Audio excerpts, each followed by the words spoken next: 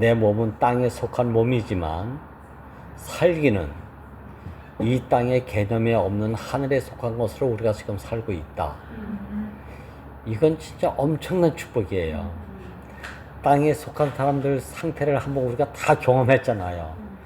땅에 속한 사람은 참 하나님 하시는 구속복음이 아니면 절대 하늘에 속한 것을 알 수가 없습니다.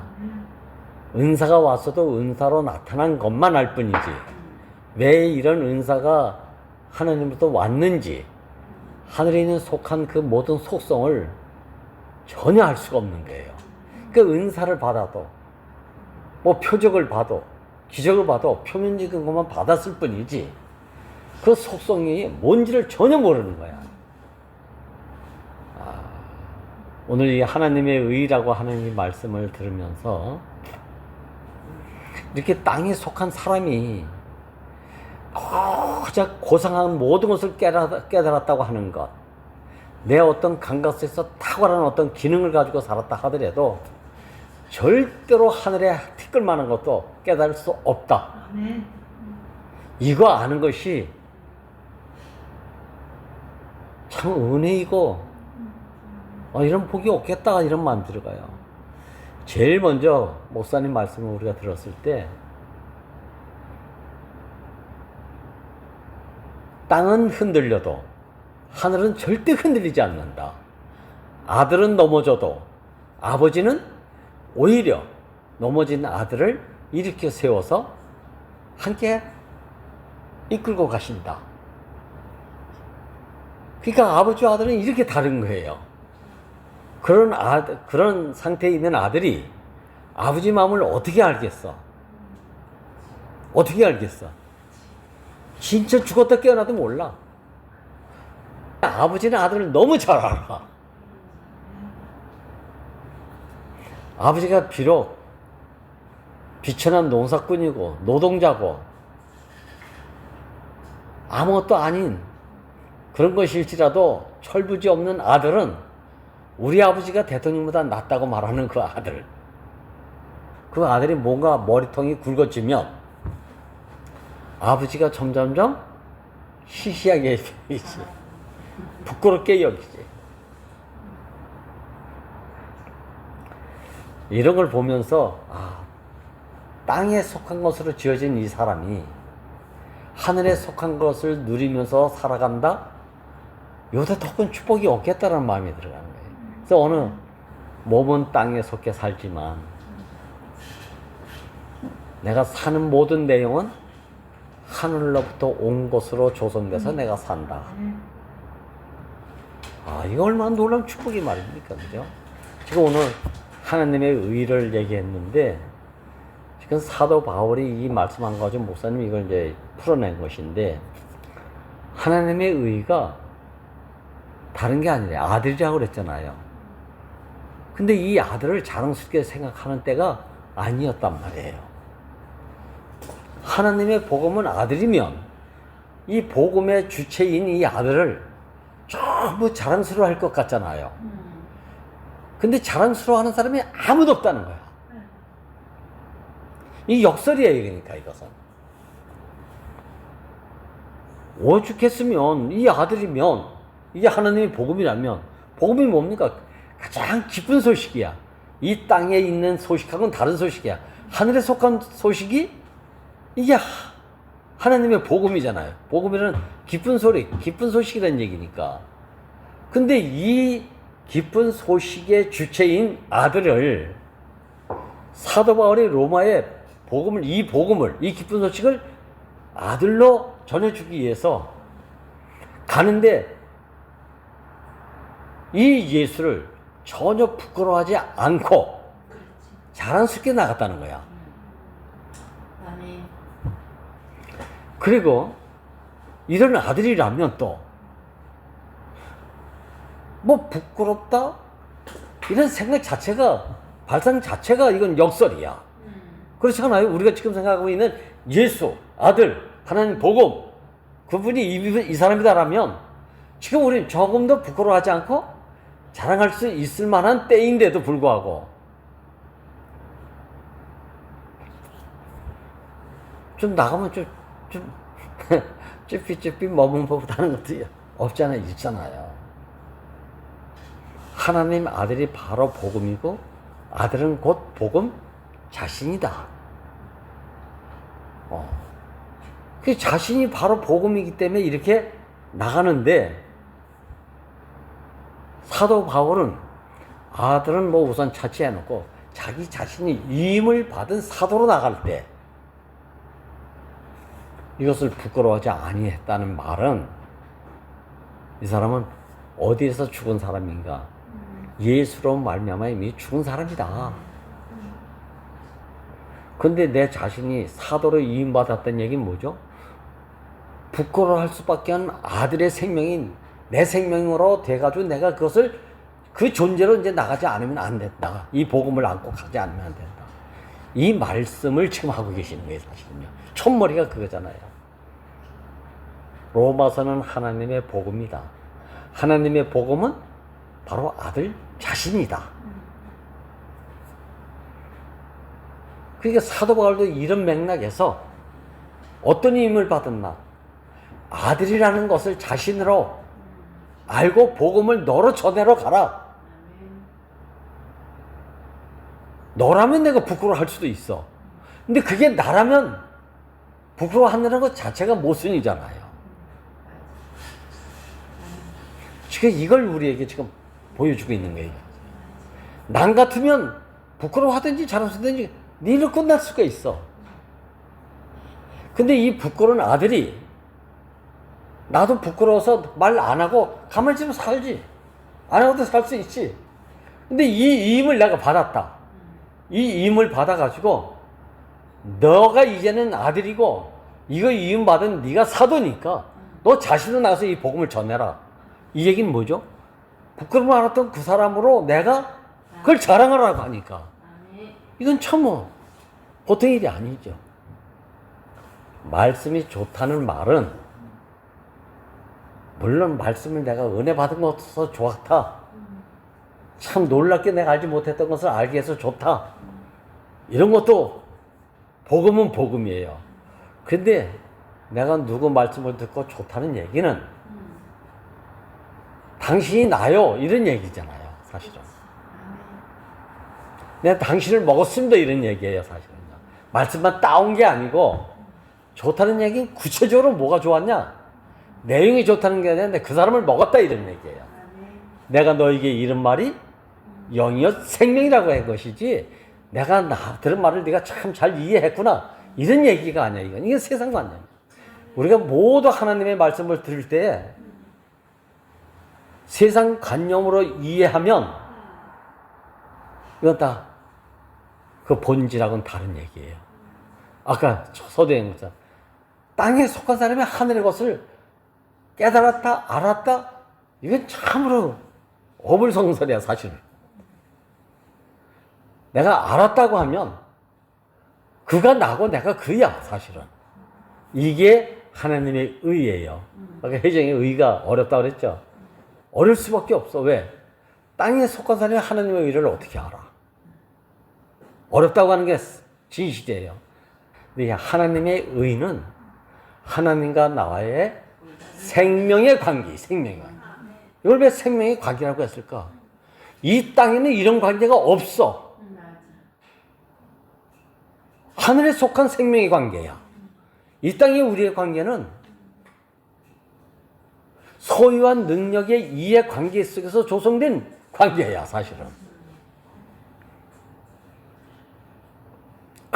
난 이걸 여러분들도 나름대로 경험했을 거야, 아마. 이 관계는 아버지와 아들의 생명의 관계이기 때문에. 그리고 신랑과 아내의 관계도 이런 생명의 관계이기 때문에 하나님이 짝지어진 것을 어느 누구도 나눌 자가 없느니라. 이 말이 그냥 좋은 말이 아니에요. 헤어지는 거, 이혼관계 이런 얘기가 아니고 생명의 관계는 어느 누구도 나눌 수가 없다는 걸 얘기하는 거예요.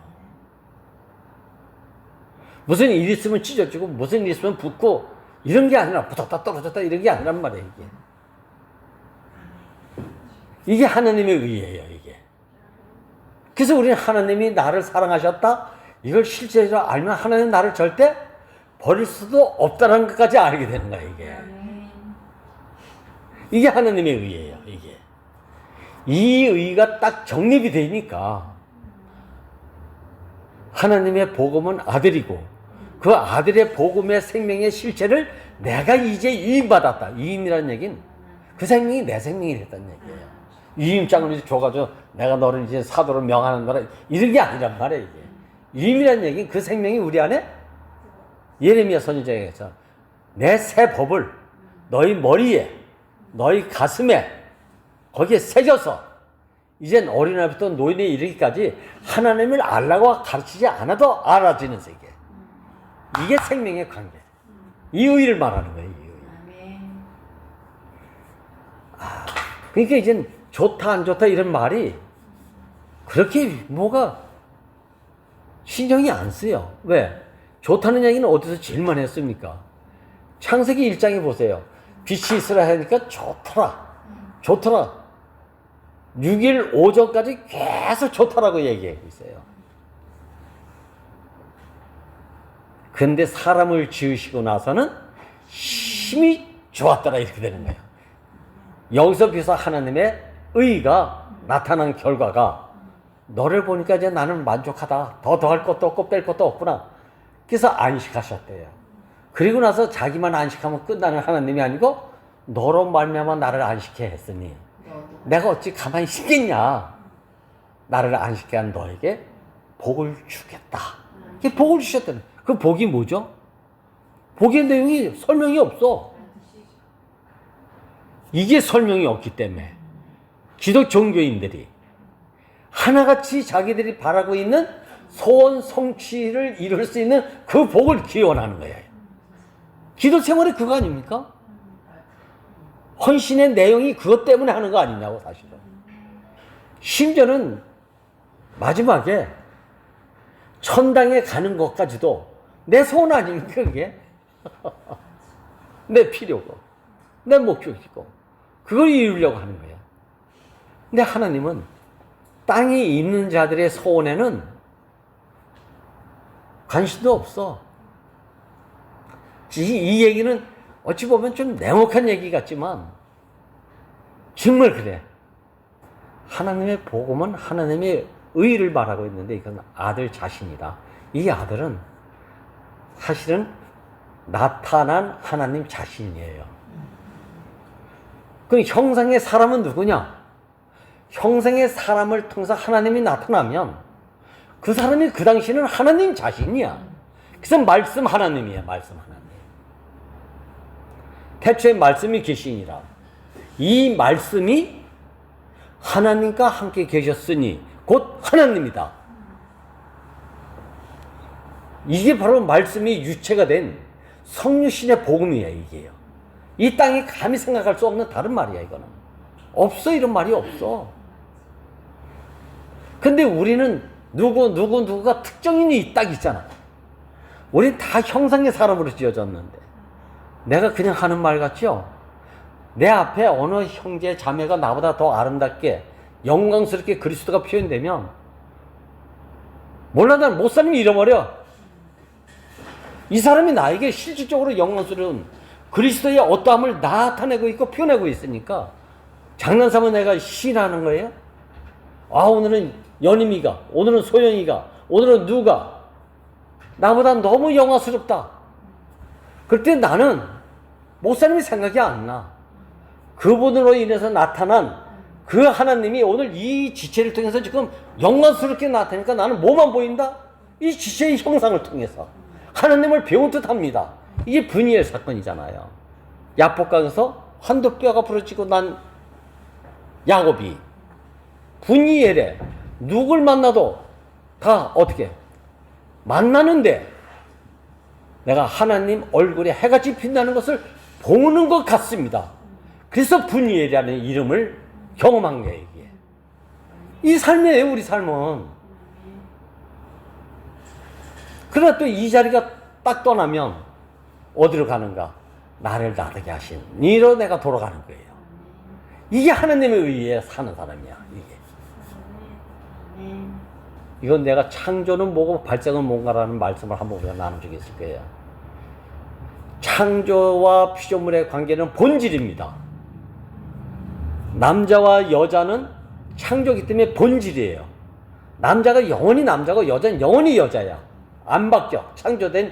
창조로 말미암은 피조물은 절대 안 바뀝니다. 그런데 발생은 뭐냐? 이게 연합이 되면 형상으로 나타나는 모든 것들이 다 발생이에요. 그래서 발생을 보고 본질을 접근하는 거예요. 사실은 발생된 것만 보면 좋다 안 좋다로 끝나. 근데 좋다 안 좋다라는 발생을 통해서 어떻게 이런 것이 발생됐나? 창조자와 피조물의 관계가 정립된 데서 생명의 관계 안에서 하나님의 의로움이 나타나니까 하나님을 배운 것 같습니다. 이 발생이 되는 걸 보는 거야.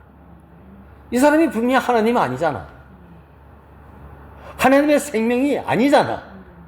근데 이 사람이 하나님과 함께 하는 걸 보니까 뭐가 발생돼?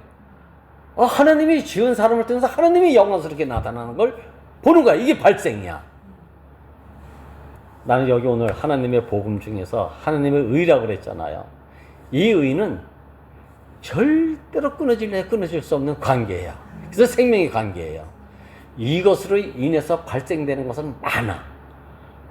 발생되는 건 많아. 근데 이 발생이 정상적인 관계에 대해서 발생된 것은 살리는 생명이 되어버리는 거예요. 발생이. 살리는 게 장땡이라고 했어요. 이건 목사님 하신 말씀이야. 누구누가 한 얘기가 아니고. 다 이뤄도 뭐가? 생명의 관계에 남아있는 한 사람만 있으면 목사님은 난 성공한 사람이다. 이렇게 말씀하신 분이에요. 다 떠나가도 딱 한 사람, 생명의 관계 속에서 만날 수 있는 사람만 있으면 난 성공한 사람이다. 왜? 나 혼자 왔는데 둘이 됐으니까.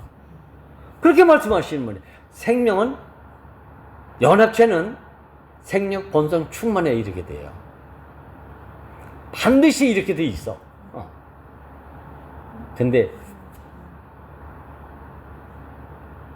사람의 모양은 가지고 있는데 사람을 잃어버리고 너는 여자고 나는 남자일 뿐이야. 형제일 뿐이고 자매일 뿐이도 있어.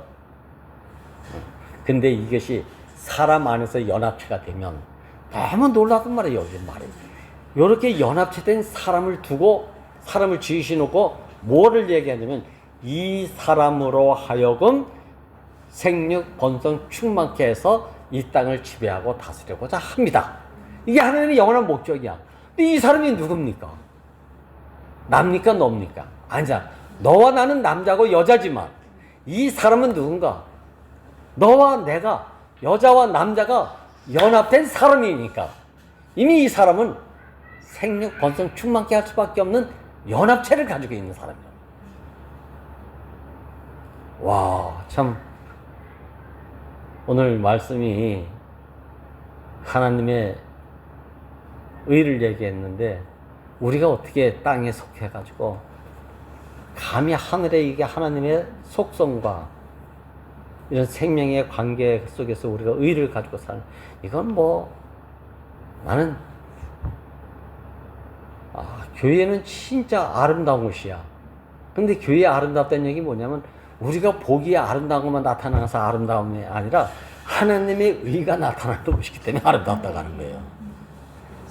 이런 사건 저런 사건 무수히 겪어서, 나도 이번에 전주에 와서 다 이런 과정이 겪어서 잘 되는 줄 알았어.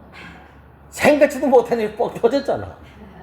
근데 그날 저녁 때 힘이 나 아팠어요. 아팠대. 괴로웠어요. 그러나 마음은 참 편했어. 목사님이 늘상 생각지 못한 일이 터질 때마다 하나님이 또 어떻게 더 좋은 것을 주시려고 하는 모양이다. 이 마음으로 항상 지켜봤다고 하잖아요. 근데 우리는 상관없이 나 이래가지고 했는데 그걸 통해서 하나님은 당신의 의가 나타나는 것을 즐겨하시고 기다리시고 안식하시는 분을, 내가 어떻게 천주교에서 이런 걸 경험하나, 어떻게 이런 것을 보나, 이런 것을 누리나, 이 마음에 정말 그 눈물로 감사했습니다. 진짜 사랑하시는구나. 이렇게 알았어요, 정말. 이 사랑하시면 뭐죠? 오늘 말씀 기가 막힌 말씀. 하나님의 의가 있는 사람은 모두가 이렇게 살지 않겠습니까? 땅의 문제에 연연하지 않아. 나 그날 연임이가 그 간증을 하고 소영이가 자기 신랑을 두고 그런 관계를 얘기하는데 깜짝 놀랐어요, 제가요. 사실은. 근데 이 얘기를 들은 사람들이 테이프로 소영이가 이렇게 변한 사람인가? 이렇게 이야기할 정도로. 전부 전화 와가지고 그래. 아유, 소영이 간증 너무 좋았어. 연임이가 어떻게 갑자기 성숙한 사람이 된 것 같아. 이런 얘기를 해. 이야. 그래서 나는, 이야, 이거 참 너무 신기하다. 내가 이런 걸, 옛날에는 그렇게 말해도 나하고 직접적으로 관계를 몰라서 정말로. 야, 이런 이치에 있으니까 이것을 내가 몸으로 느끼단 말이야, 몸으로. 과정은 두 가지가 있어요. 생명의 정상적인 성장의 과정이 있습니다. 이건 아름답고 쉽고 당연함입니다. 하나님이 이 생명의 성장 과정을 바라보고 계시고 이걸 지켜보고 계시고 이걸 기다리고 계시는 분이에요. 아버지가 아들 고생하면서 그래서 연단시키려고 작정하고 힘들게 할 아버지는 아무도 없습니다. 두 번째 과정은 뭐냐? 내가 이치이탈해서 땅에 속한 것을 가지고 하늘에 속한 것을 뭔가 아는 것처럼 떠들려가는 이 자고함이 하나님을 너무 힘들게 하니까 이런 것은 다 인위적인 어떤 일로 인해서 나타나는 과정이잖아요.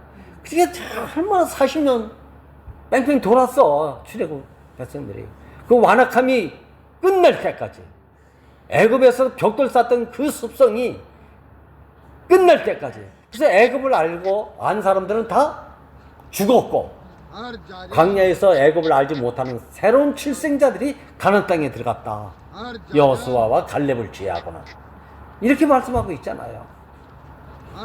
나는 이제 여러분 나 같은 과정 안 겪기를 바랍니다. 여러분은 이제 눈만 제대로 뜨시면 하나님이 이렇게 기대하고 그렇게 바라고 어렵지 않고 힘들지 않고 정상적인 생명의 과정을 통해서 성숙에 이르기를 갈망하는 것이 하나님의 바람 아니겠습니까? 나도 이 마음이 들어가요. 주님을 찬양합니다.